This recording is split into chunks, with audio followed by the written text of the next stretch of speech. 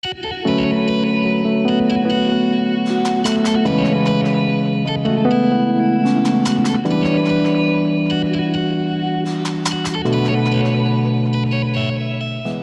guys, so welcome to Best Friends in a Bathroom episode 2. But today, as you can see, we are not in a bathroom.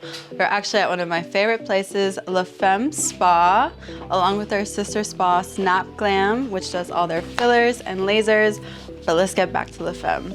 So as you can see, everything is pink, which is obviously my favorite color. Here we have the room where they do all their facials. My favorite is the Glow Getter, along with some body treatments that they do. They do body sculpting, they do cupping, body cupping, they do lymphatic massages. It's amazing. So here we have this cute lady. Everything is super cute here. This is the room where they do all their consultations. As you can see, here they have the facial scanner to check out your skin type. Here's where they measure everything for your body when they do the drainage and everything, all their massages.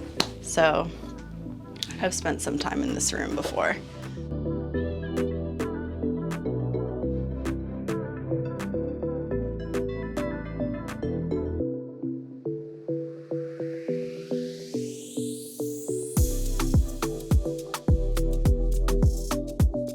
So today I am joined by Carm, who just had the Glow Getter facial. How was it? It was amazing. Well, it was really, really good. It was really refreshing. I feel like a new person. Your skin looks very glowy and I feel sexy. You look really expensive. I am. You are expensive. Barely. Wow.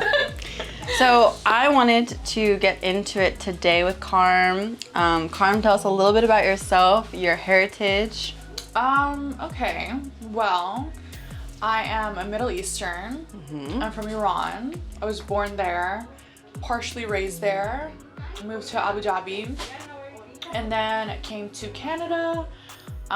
Typical, not typical actually, I guess, but like I guess typical for like Middle Eastern people. Yeah. Like, going to like an English-speaking country for like Ventures of a Better Life, and then we did that.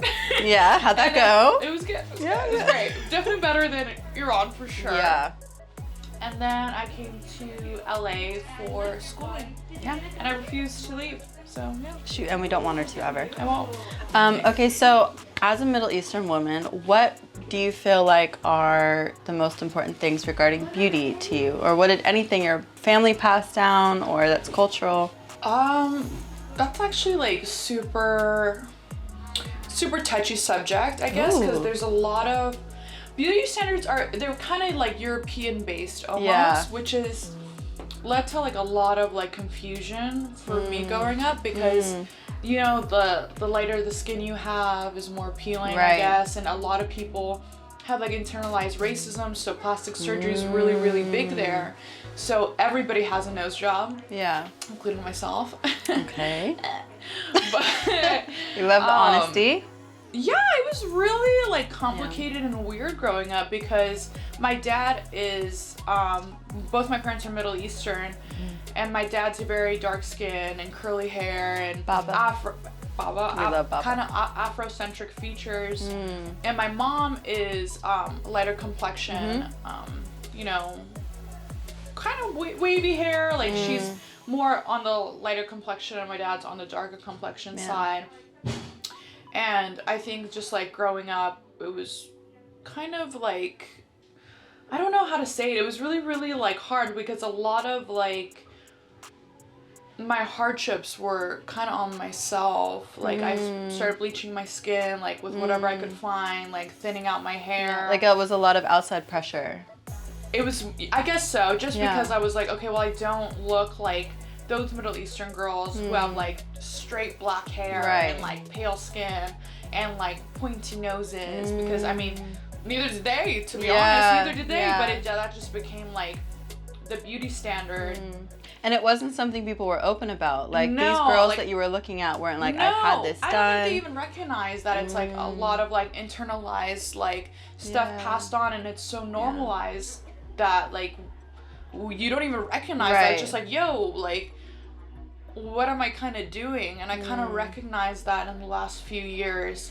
So I've been like more comfortable with my own hair and like becoming okay with my complexion and just like kind of like being comfortable Taking with my pride, own. yeah. And as soon as I started kind of like recognizing these little things, I kind of like fell in love with my culture, which is something like I kind of refrained from my whole life, which is it's like really weird to think about, like on the grand scheme of things, because I never would have thought that like, oh my god, like I hate my culture, I hate where I'm from. Right.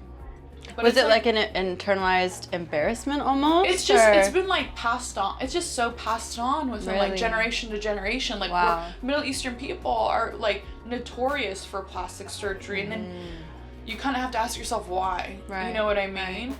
And I'm not shy to plastic surgery at all. Like I'm very pro it, but it's like I think it should enhance what you have. I don't think it should change it. And I've been on both ends of that. Like I have totally ran away from like, you know, what I did have, and now I'm kind of in the place in my life where I'm embracing what I have, and if I do things, which I do, I'm very pro it, don't get me wrong, it's to enhance what I have. You know? So I'm in an interesting place in my life in terms of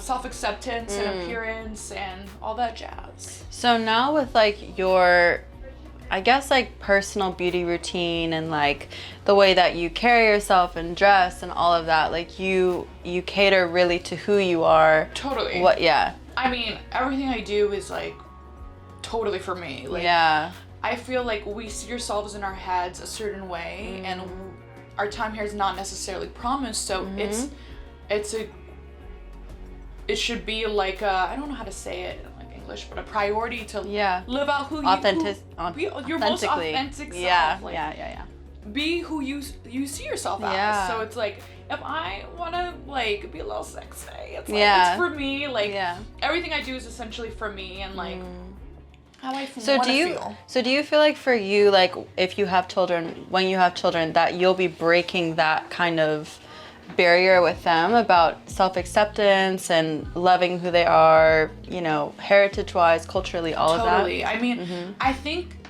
the self-image, for me at least, has a lot to do with it not linking to my heritage. Like I wasn't, because, you know, we escaped the Middle East, and like, you know, a lot of that is like kind of like, okay, like let's blend in as much as we can. Like let's change our names. Let's like, you know, like survival. Blend in as much as we can. And then I never really, and it's I'm not blaming anybody, and it's not like I have resentment, but it's like I didn't get to really get familiar with my culture and where my features come from and why I have these features and the history of it. And the Middle East is one of the oldest civilizations. You know what I mean? So it's like a lot of the features that I got rid of, or people want to get rid of, they don't realize these are ancient features. Like, it's really cool. Yeah, it is. If there was one thing I could take back, it would be my nose job, because I feel like I lost a lot of my culture when I did that. Really? But I didn't recognize that until the last few years, because, well, I mean. And how old were you when you got your nose job?